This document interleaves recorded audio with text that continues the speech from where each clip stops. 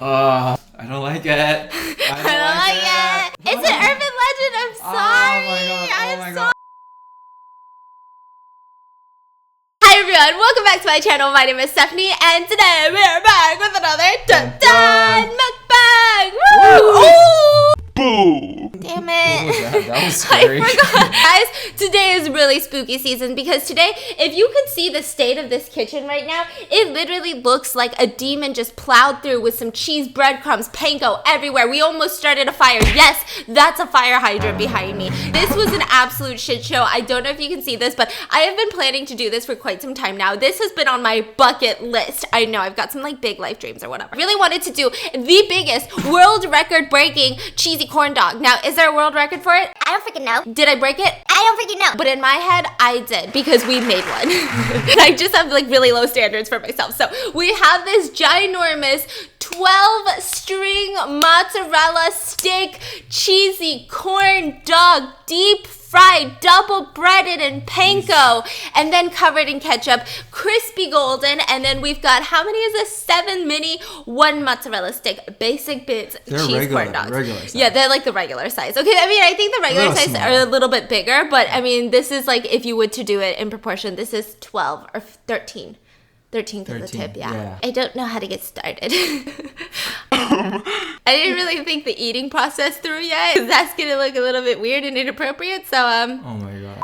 pass me the torch. Only the most important cheese pool of your life. This will go down history, Guinness record. Oh my goodness.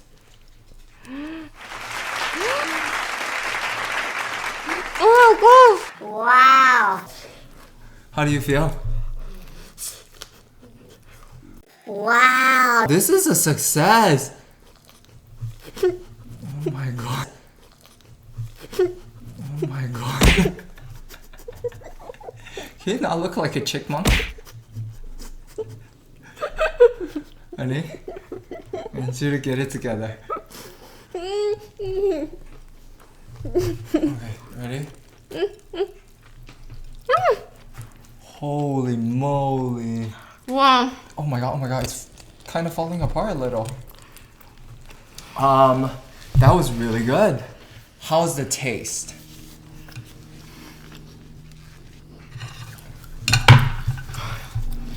Okay. Pretty sure I ate like a whole thing of string cheese, like an entire mozzarella string cheese in that one bite. Really? Wow. I kind of want to try it. Taste is really good, but it is so intense that like you can't just, because you want to get good cheese to like breading ratio, and if you do that, you're just gonna have the biggest bite. Don't eat the string.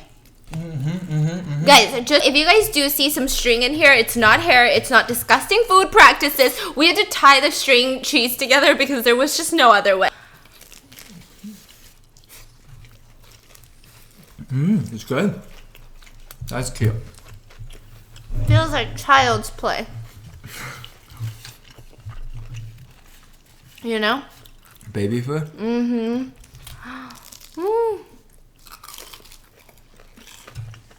Wow. So, Okay. okay. What's your That consensus? Was it worth all the time I made you spend with me cooking it? No. I'm gonna upload the cooking video, I believe, on my other channel tonight at like a couple hours after this. So make sure you stay tuned at Miss Mango Butt, because I know that you want to recreate this recipe at home. I know you want to borderline burn down your house. It's very dangerous. Don't do it. Honestly though, taste-wise, Smaller one is better. Yeah. I think it's the breading to cheese ratio. Or you know what I think it is? I think because there's not as much breading. yeah. Breading to cheese. No, it cooks better. But hey, you gotta eat that one. That's your idea. That's your child. I take it back. I want to return her. I'm just kidding. It's good. Are you about to cut me off a piece of the biggest mozzarella stick? Oh my gosh, can I have that? Can I have that? That looks so good. That's insane. Can I have it? Thank you. That's crazy. Look at this. Oh, you know, just hanging out with my boo. If you loved me enough, you would do a Lady and the Tramp cheese pull with me. Say what? You never seen the movie Lady and the Tramp? I feel like you told me about this so many times. Where they get one piece of the spaghetti noodle and then... Okay, got it. Yeah, but we could do it with cheese. That could be us, but you play it. Oh my goodness. It's like breaking apart. That looks so crazy.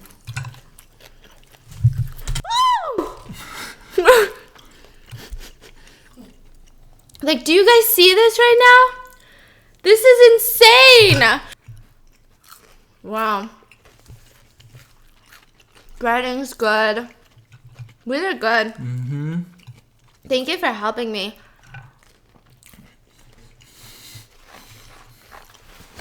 Today we are going to be doing a highly requested scary showdown. Now, I wish I could do more scary showdowns on a daily basis almost, because you guys seem to absolutely love them. But here's the thing. I feel like when it comes to stories, I don't get genuinely scared these days. Like I do, but it's not like enough for me to be like, oh my gosh, that's an amazing story. You know, I got the chills. I scared you yesterday. Yeah. Oh my God. Enter that snippet. No, I'm not going to.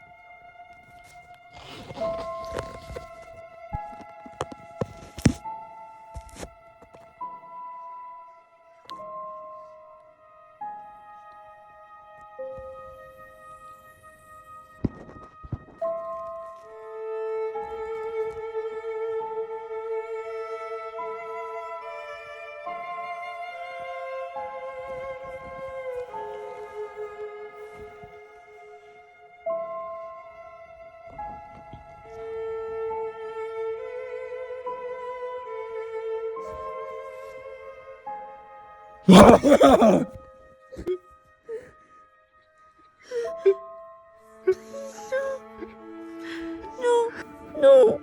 Are you okay? I don't even. Oh my gosh, look at down here. I don't know. Can you pull it?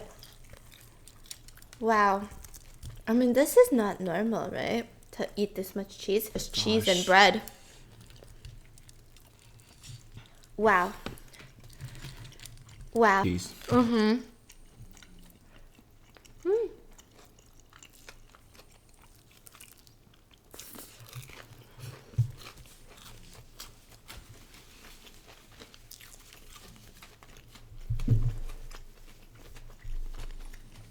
And especially when you're, I wouldn't say into it, but when you frequently read about true crime,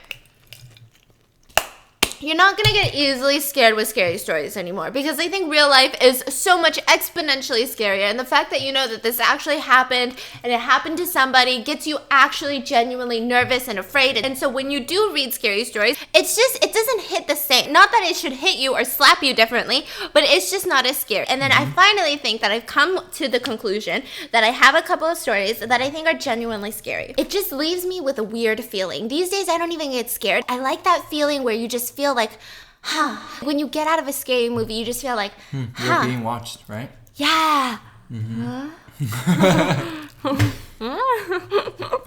have a couple really scary / freaky and more like goosebumps. Goosebumps. Okay. So my first one comes from the Reddit subreddit of No Sleep, and the woman who wrote this, I believe her name is Blair Daniels, or at least that's her Reddit username. And this was posted not too long ago.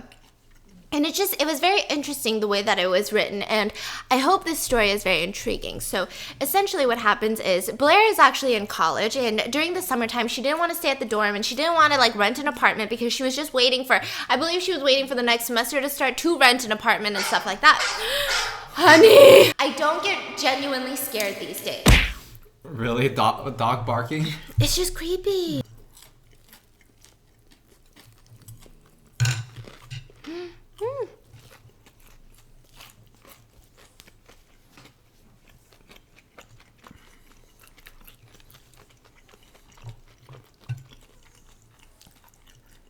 And so she decided during the summertime, why don't I go live with my grandma for the summer months, right? And she has this big empty house. She lives alone. She has an extra bedroom that I can stay in. I mean, it's not a fancy house.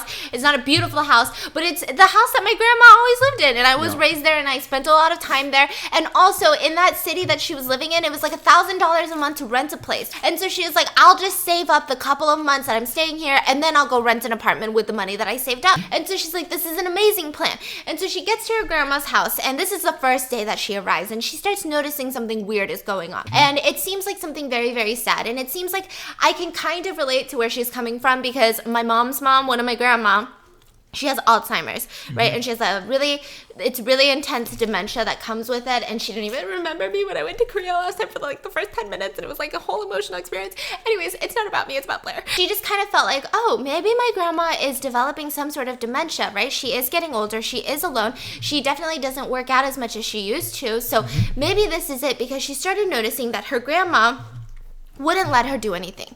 Her grandma said, in this house, you have to follow 10 very, very strict rules. And so she said, okay, this sounds like I'm in middle school again, but whatever. It's grandma's house, grandma's rules. That makes sense. You know, I'm staying here for free. And so she goes, okay, grandma, what are the rules? And she goes, bad things happen if you don't follow the rules. and so she's like, okay, grandma. And it's almost like, you know, when you're talking to someone who kind of has dementia, it's almost like you go along with it because what can you do, Does right? she have dementia, or she feels like she does?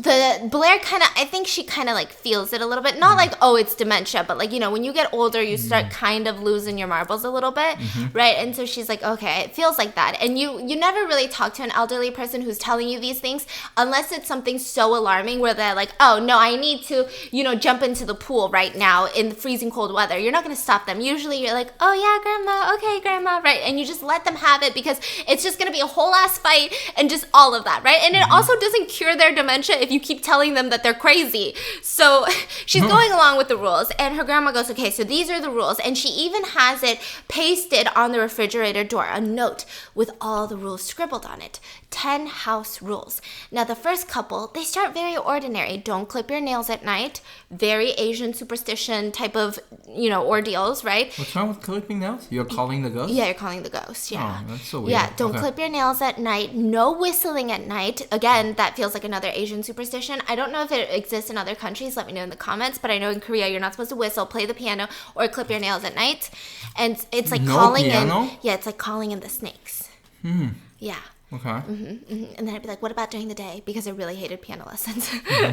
Okay. And it was like things like that. Don't open an umbrella in the house. That's an American one too, right?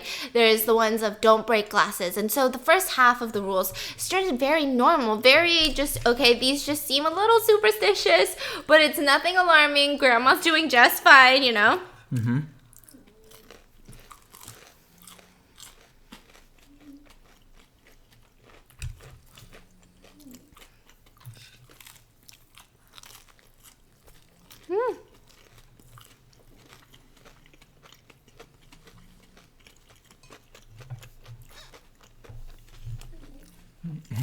It's just a clump of cheese.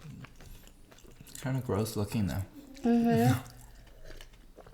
And then it gets weird, and her handwriting on this refrigerator note starts getting creepier and creepier, like more frenzied, like scribbled. You know how you clearly write out things and then you slowly start like getting bigger and just like, oh, I need to write this down right away, right? And so the next couple of rules are weird. If you're wearing the color black, you cannot look into a mirror. Even if you're passing by a mirror, do not look into the mirror. I know.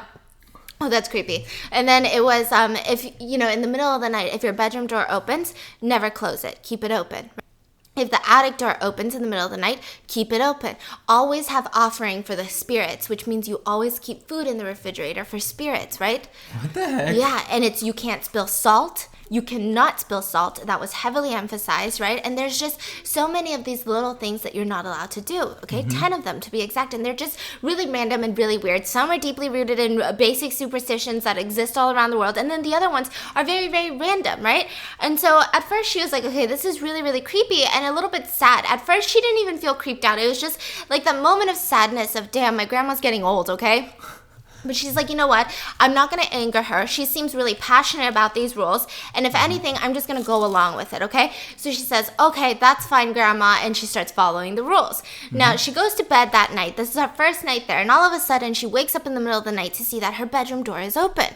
And so she's like, she wakes up and she goes, I feel like my grandma's testing me, you know? And then she's like, whatever, I'm too tired to go close it anyway, right? And so she starts sleeping. And then all of a sudden, she hears whistling downstairs. She's like, whistling? You're not supposed to whistle at night. And then so she leaves her room. The attic door is open. So she goes, okay, but it's like dark upstairs because it's like the attic that, you know, has the drop downstairs. It's dark, she can't see anything, and she's like, okay, maybe she's looking for like old pictures or something that's really random. I don't know. I don't know what grandmas do in their spare time.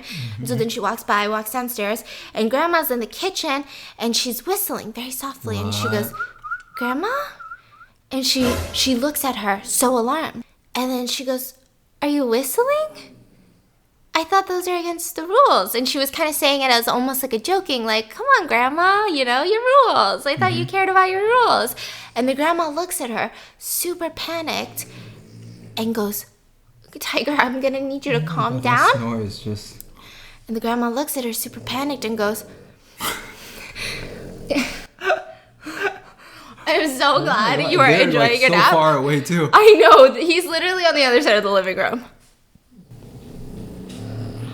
Wait, oh, she's on the kitchen mat. Yeah. Is she snoring too? Yeah. God damn.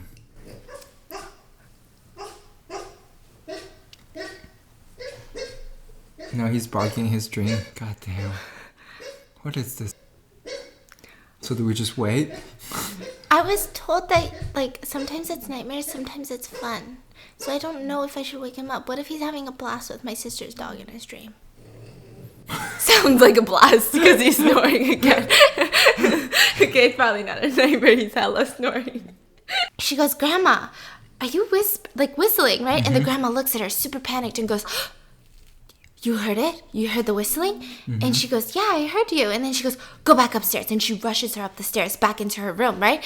And then she leaves to go back downstairs. And she's like, okay, this is so weird, but whatever. Grandma's losing her marbles. The next morning, she wakes up, Blair wakes up, and she calls her mom. This is her mom's mom that she's staying with.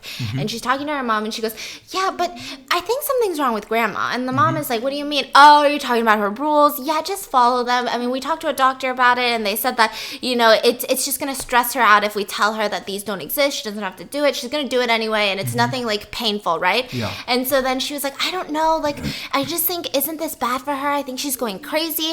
And the mom starts to get slightly defensive because she's like, you know, obviously she would go crazy because, first of all, she's getting older. Second of all, her health is not amazing. She has, like, some sort of blood issue where she starts developing, like, very sensitive, like, skin. She has bruises all the time. Like, she's about to, like, leave us, right? It's about her time, right? And so then she's like, of course she's losing it. She only has weekly trips to the grocery store. We visit her maybe once a month. You barely visit her. Yeah, she's losing it, okay? The mom is getting triggered. Yeah, huh? because it's like, well, then you should visit your grandma more often, right? And then she was like, you know what? That is true. My grandma is getting older and I love her. So I'm just going to, you know, try to see what I can do to help her out this summer and make her feel less stressed about this, right? And so the next couple of days went by smoothly and she followed all the rules and everything was beautiful, perfect up until Sunday. So Sunday comes around and all of a sudden as she's in her room, she hears Grandma screaming, just shrieks of terror. And so she rushes down and she goes, Grandma, what's wrong? And she's uncontrollably sobbing in the kitchen, just like hysterically sobbing. And she's like, Grandma, what happened? Like, did something crazy happen? Like, are you sick? Do you need to go to the hospital? And Grandma goes, I swear I didn't mean to. I swear I didn't mean to. and she goes, you didn't mean to what?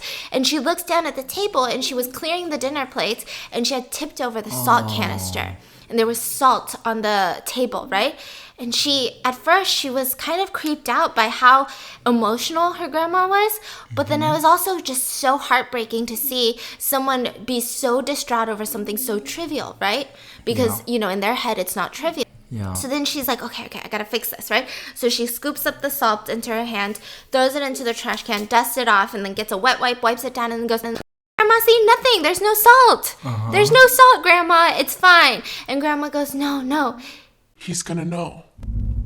And she goes, who's gonna know? And the grandma goes, The spirit of the house. did you hear the wind? I say it's weird. So weird. And she goes, The spirit of the house. He always knows. And she goes, and so at first Blair is very concerned because, so typically, stereotypically, in all of these ghost movies, ghosts are scared of salt. And that's why when you have a bad spirit or an evil lingering spirit around, you put a salt ring around you. And that's because they can't cross salt. And so she starts thinking, if there was a spirit of the house, they would give her this rule because then they would have no defense. Right? Because there's no salt around that they can't cross the border to. And so then she's like, okay, but this is crazy. There's no such thing as ghosts. And so she's like, it's okay, Grandma. It's okay. And so then she like cleans up for her grandma and then they go back to sleep. So it's that night now. And so they go to sleep and she's laying in bed when all of a sudden she starts hearing some thumping. And she's like, what is that noise? And then just because she was so creeped out by what her grandma said, she's like, okay, I know ghosts don't exist, but is it, right? And so then she sees that her door is open and she remembers she had closed it. And so she walks out of her room and she's almost expecting to like run into a ghost. And she's like, okay, Blair, don't be crazy, right? And then she walks past, the attic door is open, her grandma's door is open, and she hears noises coming from downstairs. Oh my God. And so she starts walking down the stairs, step by step by tiger. And then she hears thumping. And then she hears, I know you broke the rules. and it doesn't sound like Grandma. It's almost like this deep, demonic voice. I know you broke the rules. And you just hear Grandma sobbing. And she's like, oh my God, why can't I hear it? Is there a ghost? Like, is there really a spirit in this house? Wait, she heard it or she didn't? She heard it. Oh. And she goes, am I hearing things? Am I losing my mind? Is everybody going to lose their mind in this house? And so she walks down step by step. And then she hears just Grandma scream for her life. And she makes it downstairs to the kitchen. And there she sees it. Not a ghost, but a man hitting her grandma. She's never seen this man before. So she immediately grabs a chair, tackles him, pins him down, and the look on her grandma's face is that of such terror, but almost relief. And she goes, Grandma, call the police. The police are called, and they show up, and this is the creepiest part. The man knew that the grandma was living alone, and convinced the grandma that he wasn't a real person, that he was the spirit of the house. And they searched the entire house, and he had been living in the attic for a year. And he would make up all these crazy rules to make the grandma believe he's not a real person, and that's why she had to keep the fridge stocked as offering, and he would beat her. And that's what the bruises were. And he would steal from her, and he would do all of these things for over a year. And so then her grandma moved out of the house and moved into her little apartment once the semester started. And although her grandma's like adjusting to life, she said that, like anytime I do something too sudden, it's very scary for her. She's still traumatized. But the other day, she heard her grandma whistling inside the house. And it was like the sweetest tune. It has a happy ending. Yeah. I thought you said she pinned him down and they start just throwing salt on him. Demon, get away. No. Shoving salt down his throat. Oh my God. What? Oh. Okay. What's your scary All story, right. Boo? I like it. I like it. Let me tell you mine, okay? So, I have a couple. I'm trying to think which one should I tell you first. The scariest. There's scary ones and there's very uncomfortable ones. Give me the uneasy. Okay, this one, I'm getting goosebumps just thinking about it. So a long time ago, in this village, there was this boy. The moment that he was born, he had a very, very weird disease. All the pores on his body are extremely large.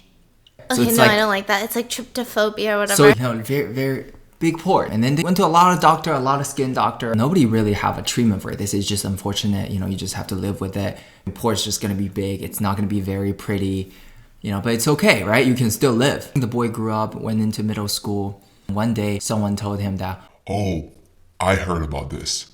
There is a way to treat it. Go home and use black sesame to take a bath. There's a Korean legend like this. Continue. really? Mm-hmm. He went home, he filled up the bathtub with the black sesame, and he jumped in and started scrubbing his body with black sesame. When the parents came home that day, They opened the door. It was a strawberry. What? Basically, he looks like a strawberry. So the parents came home. They saw him sitting on the ground, using a tweezer, picking out every little sesame from his body. So this would have creeped me out so much. If you didn't hear about it. But the Korean legend goes like this, right? So that's the Chinese legend, right? It makes me so uncomfortable when I think about it. I know, yeah. Can you imagine that? Your body filled with every pore, just black sesame? Ugh. Okay, so this is the Korean legend. Yeah. There was this girl, and she was in middle school. And she was not a cute girl by Korean beauty standards, right?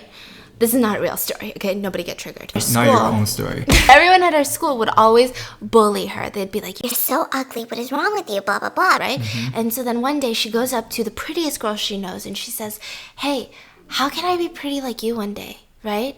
And the girl goes, oh, the way that I do it is I just like take baths, but I put sesame seeds in the bath and it helps me. It helps clear my skin. It gives me soft skin. And I think that helps a lot, right? Oh. And so then the girl goes, oh, really? And then she goes home and she goes to the market and she buys as much sesame seeds as she possibly can. And she fills up her bathtub. Now it's the weekend. This is very pertinent, right?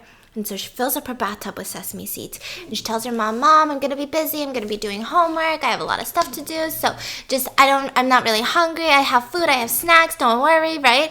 And so she locks herself into the bathroom and she gets into this sesame seed bath.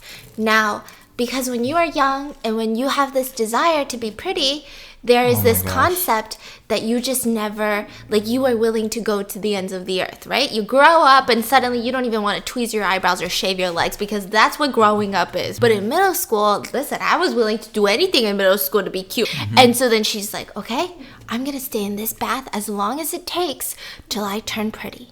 And so she gets into the bath and all day she's just moping around in the bath. Falls asleep in the bath, wakes up, reads a book, checks the mirror, falls asleep in the bath, wakes up, reads a book, checks the mirror, hears a knock on the door.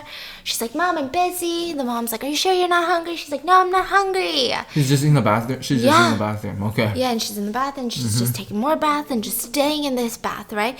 End of the weekend, it's Sunday night. Her mom wants to check up on her. She hasn't seen her all weekend. I mean, she's been out working, but she's like, have you even come out of the bathroom all week? Like, every time I come home, you're in the bathroom, right? She starts knocking on the door.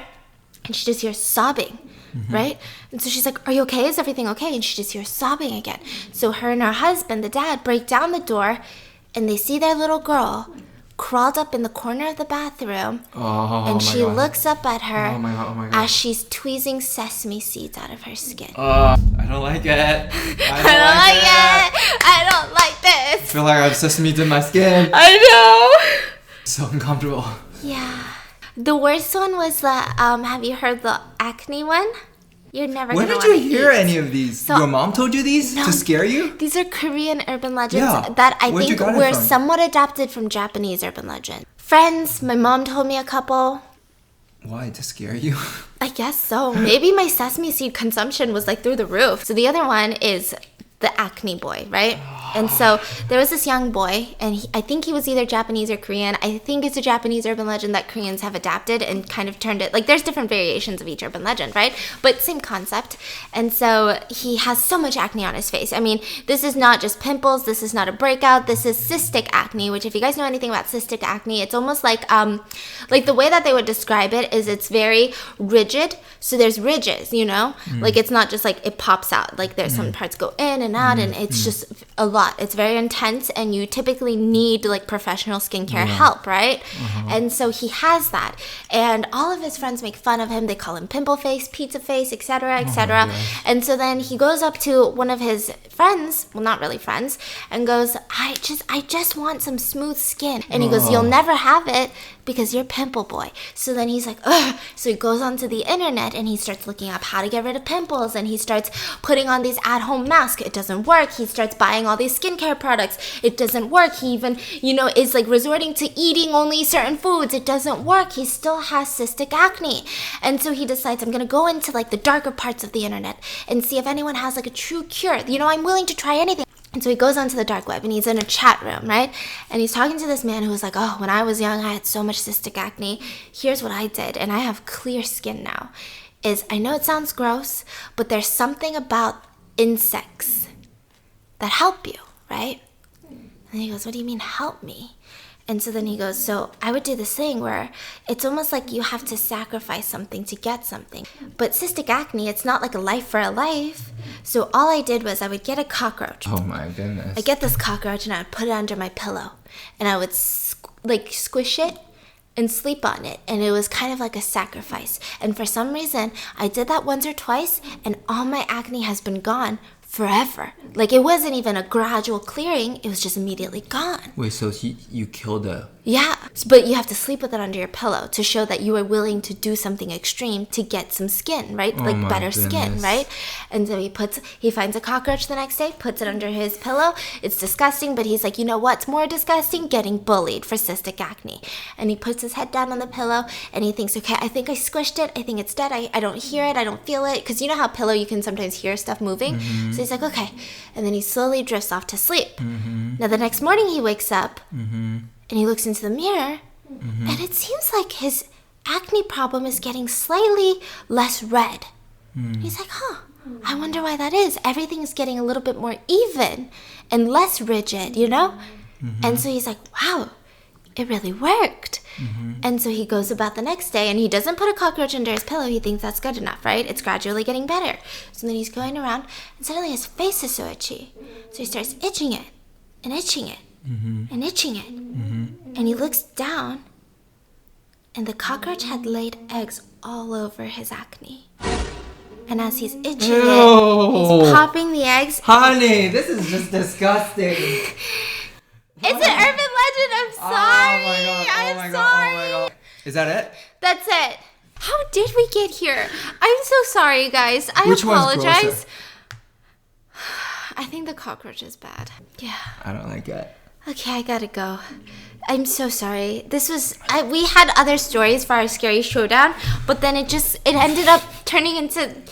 I gotta go. It's a gross showdown. It's a gross showdown. Leave it in the comments which was the worst unnerving story for you to listen to. Like you just couldn't do it. And I'm sorry if you guys are eating with us, but that's gonna be it for today's video. I hope you guys enjoyed. Let me know in the comments what are your thoughts. And also, if you guys are interested in seeing us almost burn the house down, or if you are interested in getting the recipe to how to make a Korean mozzarella cheesy corn dog, it's gonna be coming up on my other channel at Miss Mango Bun. And I hope you guys enjoyed, and I'll see you guys tomorrow. Bye.